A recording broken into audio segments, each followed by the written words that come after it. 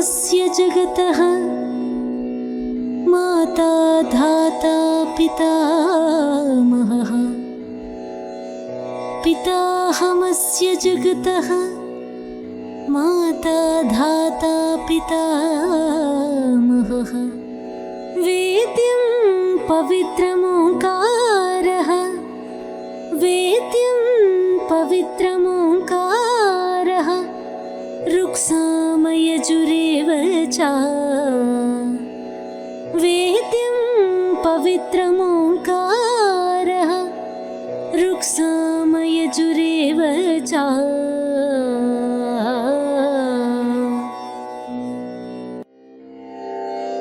पितासि लोकस्य चराचरस्य त्वमस्य पूज्यश्च गुरुर्गरीयान्। पितासि लोकस्य चराचरस्य त्वमस्य पूज्यश्च गुरुर्गरीयान्। न त्वत्समोऽस्त्यभ्यधिकः कुतोऽन्यो न त्वत्समोऽस्त्यभ्यधिकः कुतोऽन्यो लोकत्रयेऽप्यप्रतिमप्रभाव। न त्वत्समोऽस्त्यभ्यधिकः कुतोऽन्यो लोकत्रयेऽप्यप्रतिमप्रभाव। ओम शांति। श्रीमद् भगवद गीता में आस्था एवं रुचि रखने वाले सभी भाई और बहनों को सादर प्रणाम। भगवान उवाचा तमसोमा ज्योतिर्गमया, इस कार्यक्रम में आपका फिर से स्वागत है। भगवान के असाधारण गुणों के मुख्य विषय पर हमने पिछले 27 एपिसोड्स से भगवान के 6 असाधारण गुणों पर 100% गीता द्वारा प्रकट किए गए स्पष्ट प्रमाणों के आधार पर चर्चा करते आ रहे हैं। 80वां एपिसोड से एक भगवान ही पतित पावन है नामक 6ठे असाधारण गुण पर चर्चा जारी रखते हुए हम आपके ध्यान में एक मुख्य विषय ला रहे हैं। वह क्या है? पतित मनुष्य कैसे पावन बन सकते हैं विषय पर चर्चा करने से पहले वर्तमान के लोग असुल पतित बनने का मूल कारण क्या है उसको स्पष्ट रीति से पहचानना होगा। 5 विकारों में से प्रथम विकार काम वासना अर्थात सेक्स लस्ट या लैंगिक इच्छा ही मनुष्य को पतित बनाने का मूल कारण है। यह मानव का परम शत्रु है और दुख, अशांति, हिंसा, सारी बुराइयों की यही जड़ है। वर्तमान जटिल समय को ध्यान में रखते हुए इस काम वासना नामक कड़े विकार का मौलिक रूप से तुरंत त्याग करना चाहिए। यह स्वयं भगवान का गीता के अनेक श्लोकों के माध्यम से स्पष्ट घोषणा है। परंतु आश्चर्य की बात यह है कि स्वयं भगवान की इस स्पष्ट घोषणा को आज के गीता प्रेमियों एवं गीता प्रचारकों ने भी अनदेखा कर दिया है। हम तत्वाभिलाषी साधकों के ध्यान में कुछ महत्वपूर्ण श्लोक लाने का प्रयास कर रहे हैं जो इस रहस्यमय सत्य को स्पष्ट करते हैं। 80वां एपिसोड से 85वां एपिसोड तक अर्थात पिछले 6 एपिसोड्स में हम आपके ध्यान में 8 अत्यंत महत्वपूर्ण श्लोक ला चुके हैं जो काम वासना अर्थात लैंगिक इच्छा का पूर्ण त्याग करने के विषय पर भगवान के स्पष्ट आदेश को प्रकट करते हैं। पिछले एपिसोड में हमने तीसरा अध्याय के 42 और 43 श्लोकों में निहित गहन तत्व पर विस्तार से चर्चा की थी, जिसमें काम वासना को पूरी तरह से खत्म करने में आत्मा और बुद्धि की अद्वितीय भूमिका को स्पष्ट किया गया था। इस एपिसोड में एक भगवान ही पतित पावन है विषय पर चर्चा जारी रखते हुए हम 2 अद्भुत एवं अद्वितीय श्लोकों में निहित गहन तत्व पर चर्चा करने जा रहे हैं जो स्पष्ट रूप से पुष्टि करते हैं कि कैसे काम वासना अर्थात लैंगिक इच्छा वर्तमान में लोगों के जीवन को भ्रष्ट बना देती है। इस अत्यंत गुह्य एवं महत्वपूर्ण विषयों को केवल बहुत कम संख्या के गीता प्रेमी ही समझ सकते हैं, जिन्होंने उस बुद्धि नेत्र को जागृत कर लिया है जो भगवान ने केवल मनुष्यों को ही प्रदान किया है। जैसा कि हमने बार बार आपके ध्यान में लाया है, इन रहस्यमय सत्यों को अंधविश्वास या मूढ़ विश्वास के माध्यम से कदापि नहीं समझा जा सकता है। अब हम आपके ध्यान में दूसरा अध्याय के 62 और 63 श्लोकों में प्रकट किए गए गहन तत्व को ला रहे हैं, जो स्पष्ट रूप से दर्शाता है कि वर्तमान में काम वासना अर्थात लैंगिक इच्छा किस प्रकार लोगों के जीवन को भ्रष्ट बना रही है। सबसे पहले उन 2 श्लोकों को एक बार सुनिए। ध्यायतो विषयान् पुंसः संगस्तेषुपजायते।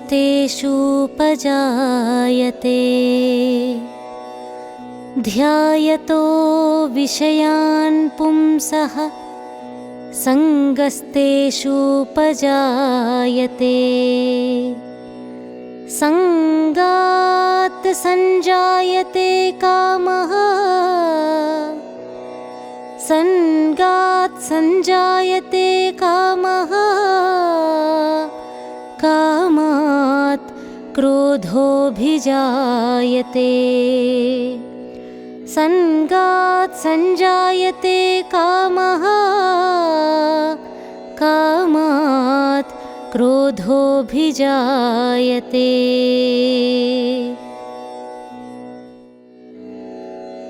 क्रोधात् भवति सम्मोहः। सम्मोहात् स्मृतिविभ्रमः। क्रोधात् भवति सम्मोहः। सम्मोहात् स्मृतिविभ्रमः। स्मृतिभ्रंशात् बुद्धिनाशो। स्मृतिभ्रंशात् बुद्धिनाशो। बुद्धिनाशात् प्रणश्यति। स्मृतिभ्रंशात् बुद्धिनाशो। बुद्धिनाशात् प्रणश्यति।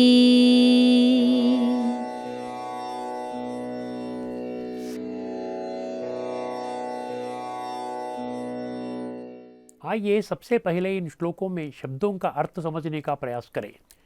विषयान इंद्रिय विषयों पर ध्यायतः निरंतर चिंतन करते हुए पुंसः पुरुष या मनुष्य अर्थात वर्तमान के 850 करोड़ लोगों की संगह आसक्ति या रुचि तेषु उन इंद्रिय विषयों में ही उपजायते उत्पन्न होता है। संगात उस रुचि या आसक्ति के कारण कामः काम वासना अर्थात लैंगिक इच्छा का अनुभव करने की लालसा मन में संजायते उत्पन्न होता है। कामात अगर वह काम वासना अर्थात लैंगिक इच्छा अनुभव करने की प्रक्रिया में कोई विघ्न कारक बनता है, क्रोधः उन पर गुस्सा या प्रकोप अभिजायते उत्पन्न होता है। क्रोधात अर्थात क्रोध के कारण सम्मोह मैं शरीर हूँ कि यह भ्रम या भ्रांति भवति उत्पन्न होती है। सम्मोहात शरीर के प्रति मोह के कारण स्मृति स्मरण शक्ति विभ्रमः बिखरा हुआ अर्थात पूर्णतः नष्ट होगा। स्मृति भ्रंशात स्मरण शक्ति नष्ट होने के कारण बुद्धि नाशः बुद्धि का नाश होगा अर्थात अच्छाई बुराई सत्य असत्य धर्म अधर्म का बीच भेद को पहचानने की शक्ति नष्ट हो जाती है।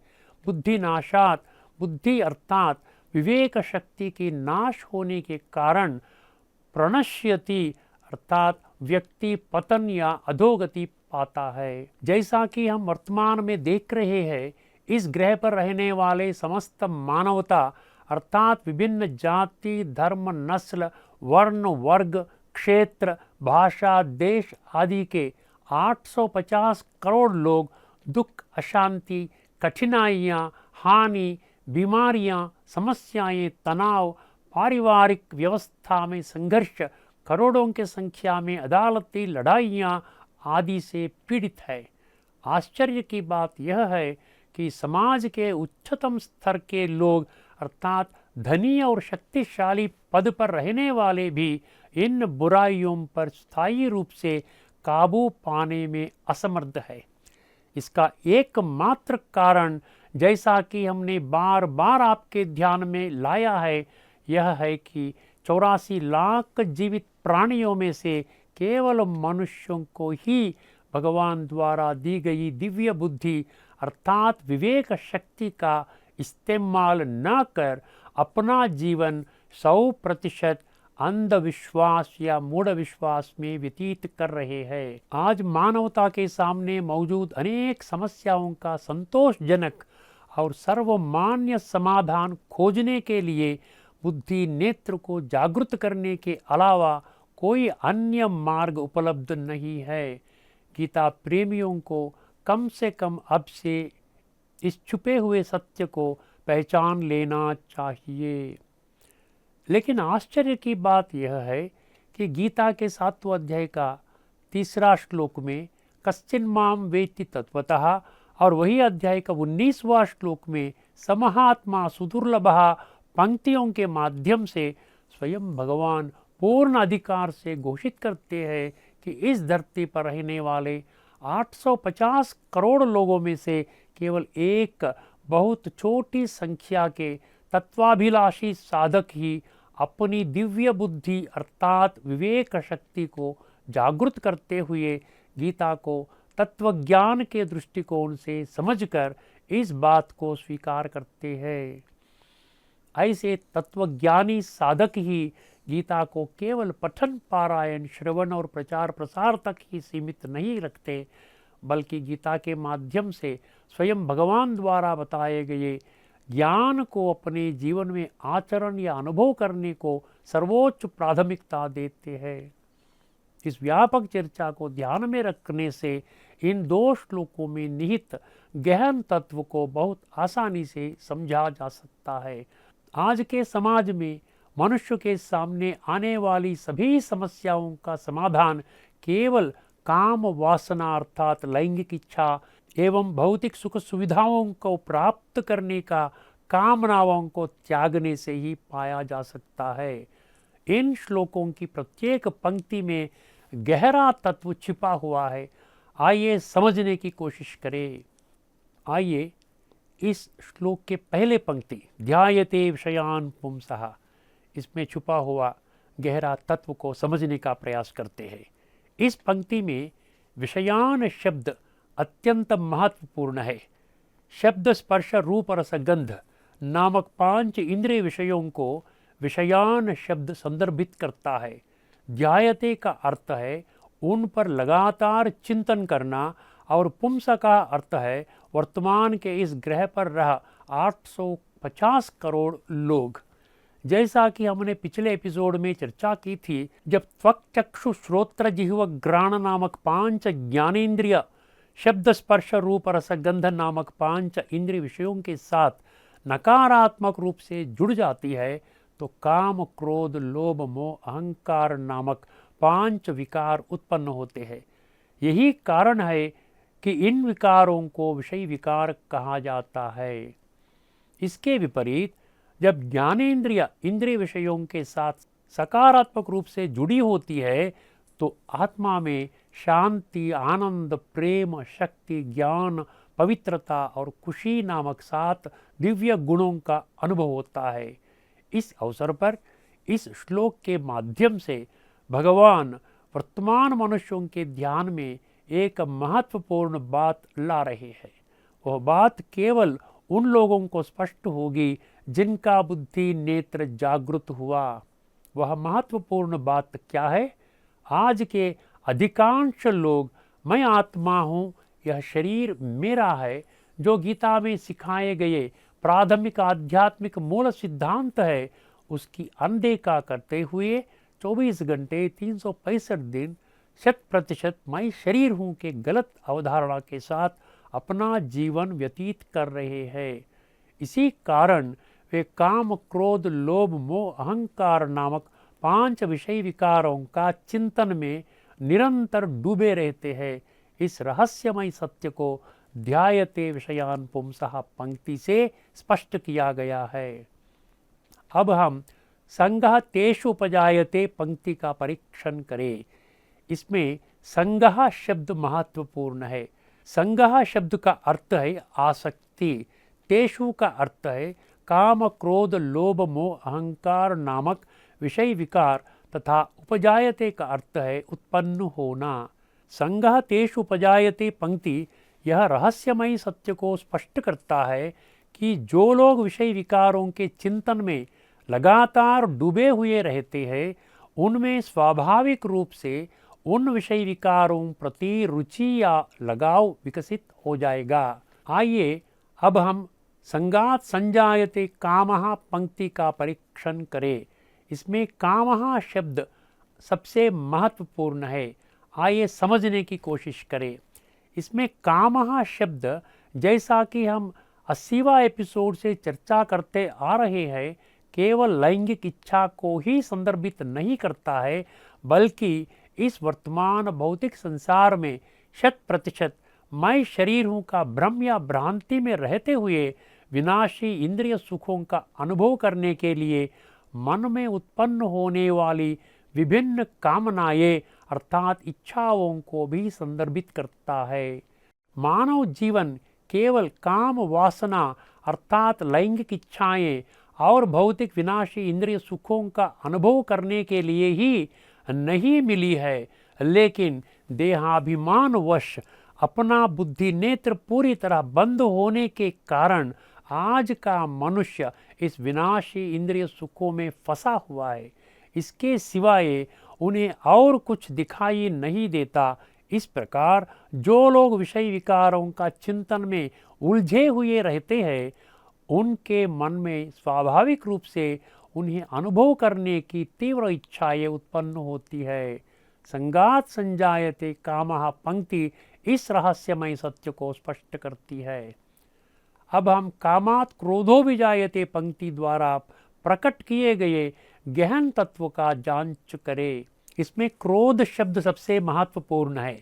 जैसा कि हमने चर्चा की है, कामात् शब्द का तात्पर्य काम विकार या लैंगिक इच्छा और मन में उत्पन्न होने वाली कामुक सुखों को अनुभव करने की कामनाएं है। क्रोधः का अर्थ है क्रोध या नफरत और अभिजायते का अर्थ है उत्पन्न होना। अर्थात यदि वे जैसा चाहते हैं वैसा इन दो चीज़ें अर्थात लैंगिक इच्छाओं की पूर्ति या कामुक सुखों का अनुभव करने के मार्ग में कोई बाधा या रुकावट डालता है, तो उनके प्रति मन में क्रोध या नफरत पैदा होता है। इस रहस्यमय सत्य को कामात् क्रोधः अभिजायते पंक्ति स्पष्ट करती है। अब हम क्रोधात् भवति सम्मोहः पंक्ति का परीक्षण करें। इसमें सम्मोह शब्द अत्यंत महत्वपूर्ण है।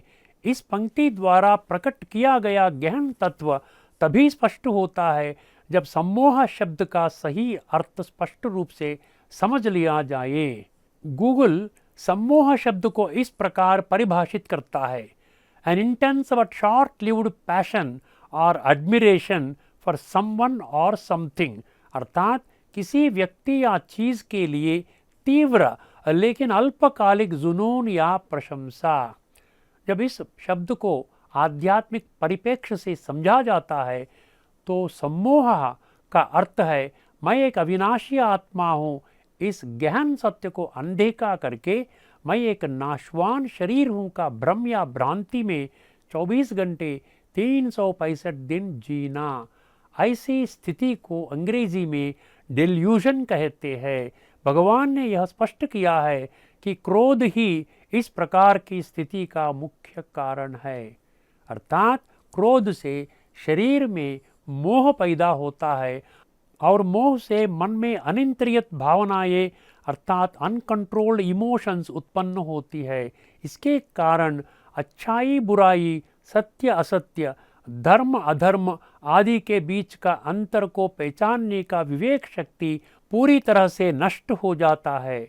इस संदर्भ में एक महत्वपूर्ण बात जो सभी को समझना चाहिए वह यह है कि जो लोग गीता में बताए गए राजयोग के माध्यम से स्वयं को आत्मा अनुभव करते हुए मन और बुद्धि के माध्यम से परमात्मा से संबंध जोड़ना चाहते हैं, उनके लिए मोह की बुराई बाधा या रुकावट के रूप में कार्य करती है। इस मोह के कारण जो लोग देहभान अर्थात बॉडी कॉन्शियसनेस में रहते हैं, वे कदापि आत्मा अनुभूति अर्थात सोल कॉन्शियसनेस की स्थिति का अनुभव नहीं कर सकते। इस गुह्य सत्य को क्रोधात् भवति सम्मोहः पंक्ति स्पष्ट रूप से पुष्टि करता है। अब हम सम्मोहात् स्मृति विभ्रमः पंक्ति का परीक्षण करते हैं। इस पंक्ति में स्मृति विभ्रमः शब्द अत्यंत महत्वपूर्ण है। इन शब्दों में गहरा तत्व छिपा हुआ है। आइए समझने की कोशिश करें। सम्मोहात् अर्थात सम्मोह शब्द का अर्थ है मैं शरीर हूँ के भ्रम या भ्रांति में आना। इसी को अंग्रेजी में डेल्यूजन कहते हैं। इसका कारण स्मृति विभ्रमः अर्थात स्मृति का खंडित हो जाना या स्मृति का पूर्णतः नष्ट हो जाना। यह हल्के में लेने वाली कोई ऐसी बात नहीं जैसा कि वर्तमान के गीता प्रेमी एवं गीता प्रचारक सोचते हैं। यह अत्यंत गंभीर एवं चिंतनीय मामला है। बुद्धिनेत्र जागृत करने से इस मामले का गंभीरता या तीव्रता बहुत सरल रीति से समझ में आ जाता है, क्योंकि वर्तमान आध्यात्मिक जगत में लोग या भक्तों के मन में उठने वाले अनेक जटिल प्रश्न और उनके सामने आने वाली अनेक गंभीर परिस्थिति या समस्याएं अनसुलझी रह जाना अर्थात उनका संतोषजनक एवं सर्वमान्य उत्तर न मिल पाने का एकमात्र कारण 100% स्मृति विभ्रमः अर्थात स्मृति का नष्ट हो जाना ही है। फलस्वरूप वर्तमान आध्यात्मिक जगत में उठने वाले अनेक प्रश्नों का संतोषजनक एवं सर्वमान्य समाधान और उनके साथ साथ आज के लोगों के सामने आने वाले जटिल परिस्थिति या समस्याओं का सरल एवं व्यवहारिक उत्तर यद्यपि स्वयं भगवान ने गीता में छुपा हुआ अनेक आध्यात्मिक रहस्यों को सरल एवं स्पष्ट रीति से उजागर किया है। आश्चर्यचकित करने वाली बात यह है कि सभी प्रश्न या समस्याओं के समाधान उपलब्ध होने के बावजूद भी उन आध्यात्मिक रहस्यों को नज़रअंदाज या हल्के में लिया गया है। इसका एकमात्र कारण वर्तमान के लोग अपना बुद्धि नेत्र बंद करके 100% अंधविश्वास या मूढ़ विश्वास में डूबे हुए रहना। अब हम उन अनेक आध्यात्मिक रहस्यों में से कुछ सबसे महत्वपूर्ण रहस्यों की जांच करने जा रहे हैं, जिन्हें केवल स्मृति विभ्रमः अर्थात स्मृति नष्ट होने के कारण ही नज़रअंदाज किया गया है। पहला विषय, 84 लाख जीवों में से केवल मनुष्य को ही भगवान ने बुद्धि नेत्र अर्थात विवेक शक्ति प्रदान की है। इसी कारण शास्त्रों में कहा गया है कि मनुष्य जन्म अत्यंत दुर्लभ है। उस बुद्धिनेत्र को जागृत करके भगवान के वास्तविक स्वरूप को ना पहचान पाने का मूल कारण स्मृति नष्ट होना ही है। दूसरे विषय, भगवद गीता के 574 भगवान वाचा श्लोकों के माध्यम से स्वयं भगवान द्वारा प्रकट किया गया संपूर्ण आध्यात्मिक ज्ञान एवं विज्ञान अर्थात complete spiritual knowledge and wisdom 100% मेरे जीवन को उच्चतम बनाने के लिए ही है, अर्थात मेरे आध्यात्मिक ज्ञानोदय एवं आध्यात्मिक सुसंपन्नता अर्थात spiritual enlightenment and spiritual enrichment के लिए ही निर्धारित है। इस रहस्यमय सत्य को ना पहचान पाने का मूल कारण स्मृति नष्ट होना ही है। तीसरा रहस्य, जैसा वर्तमान के लोग समझते हैं, गीता केवल एक धर्म से संबंधित धार्मिक ग्रंथ अर्थात रिलीजियस स्क्रिप्चर नहीं है। यह पुस्तक आज इस ग्रह पर रहने वाले विभिन्न कुल जाति एवं मतों के 850 करोड़ लोगों के जीवन को मौलिक रूप से उन्नत करने वाला एकमात्र आध्यात्मिक ग्रंथ है। इस रहस्यमय सत्य को न पहचान पाने का मुख्य कारण स्मृति नष्ट होना ही है। चौथा विषय, मैं आत्मा हूँ यह शरीर मेरा है। जो गीता द्वारा सिखाए गए प्राथमिक आध्यात्मिक मूल सिद्धांत को पूरी तरह से नज़रअंदाज करके मैं शरीर हूँ की झूठी अवधारणा के साथ 24 घंटे 365 दिन जीने का एकमात्र कारण स्मृति नष्ट होना ही है। 5वां विषय, गीता शास्त्र केवल पठन पारायण श्रवण और प्रचार प्रसार करने के लिए ही निर्धारित किया गया ग्रंथ नहीं है। जैसा गीता में ही स्पष्ट रीति से पुष्टि किया गया, गीता 100% वर्तमान मनुष्यों को अपने जीवन में आचरण या अनुभव करने के लिए निर्धारित एकमात्र ग्रंथ है। इस रहस्यमय सत्य को पहचानने में असमर्थता का मूल कारण स्मृति नष्ट होना ही है। 6वां विषय, समस्त मनुष्य सृष्टि के लिए भगवान एक है, अर्थात आज इस ग्रह पर रहने वाले 850 करोड़ लोग एक भगवान की ही संतान है। विविधता में एकता अर्थात यूनिटी इन डाइवर्सिटी का उपदेश देने वाले नारे जैसे सर्वे जनाः सुखिनो भवन्तु, लोका समस्ता सुखिनो भवन्तु, सार्वभौमिक भाईचारा, वसुधैव कुटुंबकम 100% गीता के ज्ञान से ही निकले हैं। इस रहस्यमय सत्य को ना पहचान पाने का एकमात्र कारण स्मृति नष्ट होना ही है।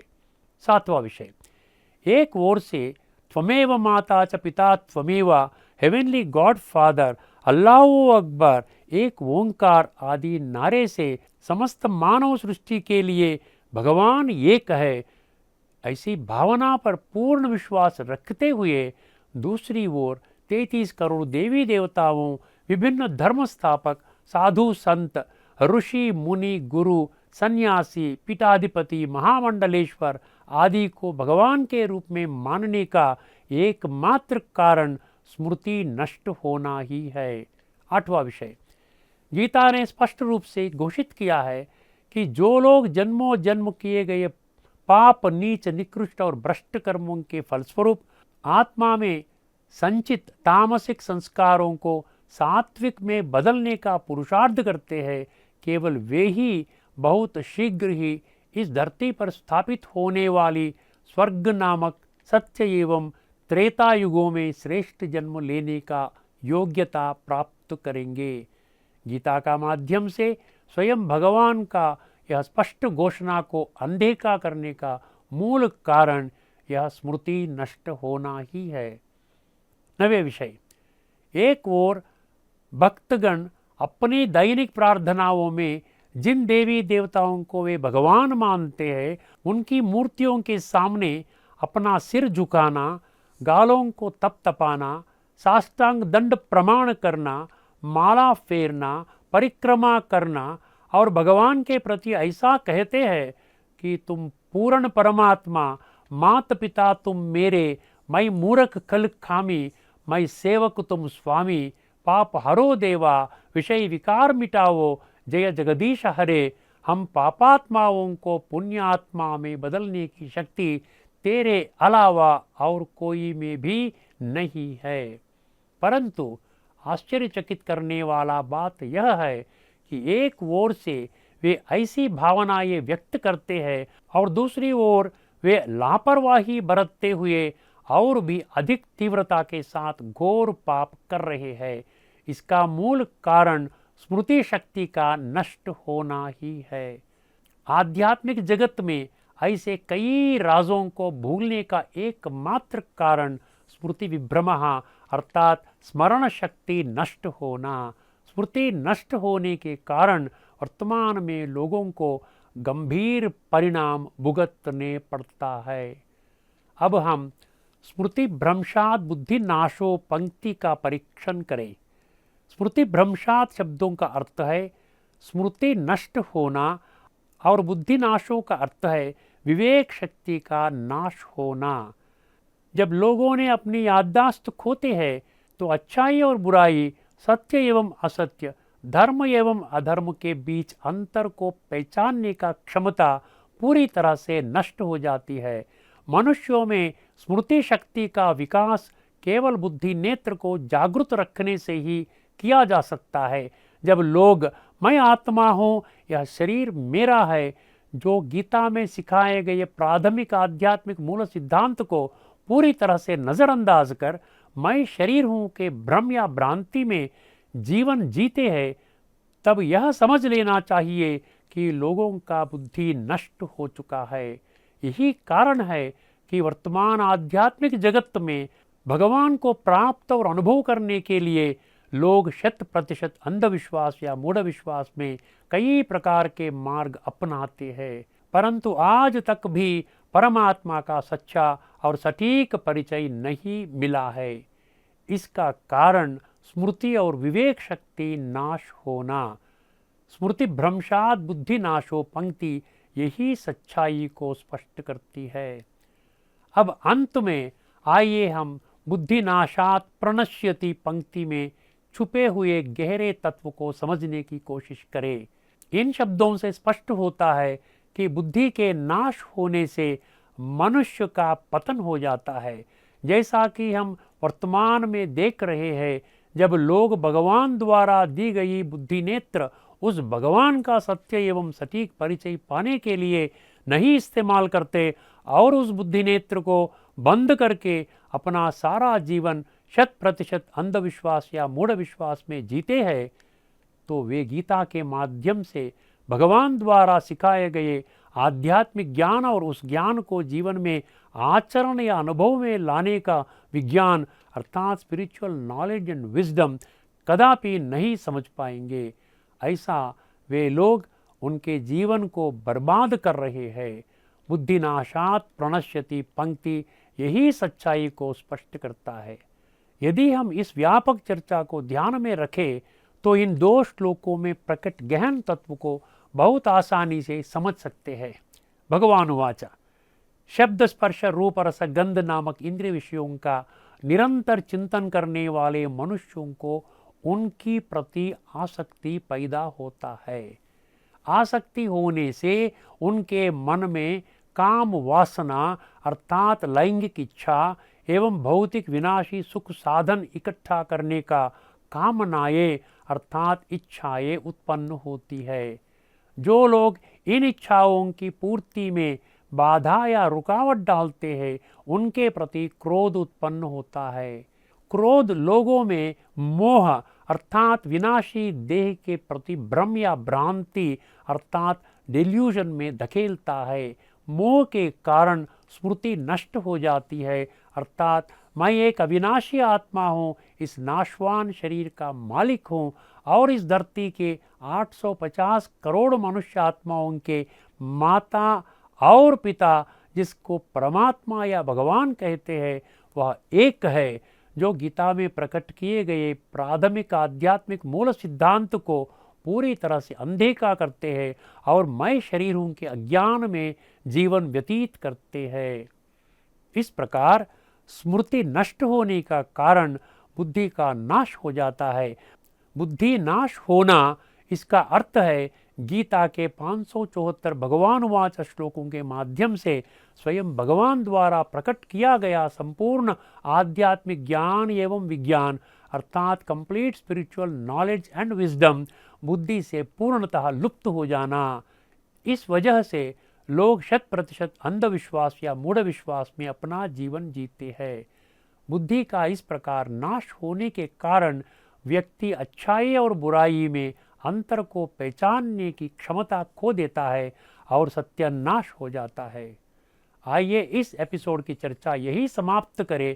आगामी एपिसोड में एक भगवान ही पतित पावन है विषय पर चर्चा जारी रखते हुए वर्तमान जटिल समय को ध्यान में रखते हुए यदि हम भगवान की आज्ञा अनुसार काम वासना अर्थात लैंगिक इच्छा एवं भौतिक कामनाओं का पूर्णतः त्याग नहीं करते हैं तो हम किस प्रकार नरक में गिर जाएंगे। वैसे ही यदि हम उनकी आज्ञा का सम्मान करते हुए काम वासना और भौतिक कामनाओं का पूर्ण रूप से त्याग करते हैं तो हम भगवान की प्राप्ति एवं अनुभूति द्वारा कैसे हम स्वर्गीय विरासत के योग्य बनते हैं। हम 2 और अद्भुत एवं अद्वितीय श्लोकों में निहित गहन तत्व पर विस्तार से चर्चा करने जा रहे हैं। तब तक के लिए सभी को नमस्कार। लोका समस्ता सुखिनो भवन्तु। ओम शांति।